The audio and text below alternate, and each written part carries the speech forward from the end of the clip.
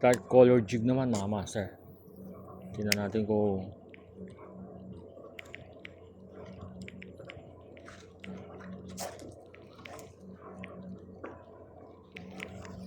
laki.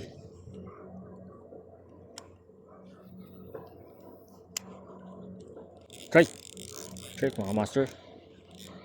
On our dark colored micro jig. Yan.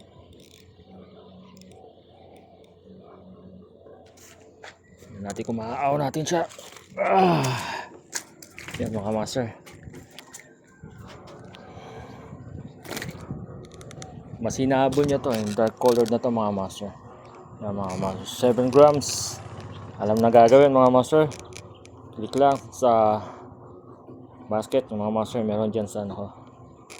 Yung mga master. Harvest Tight Harpoon.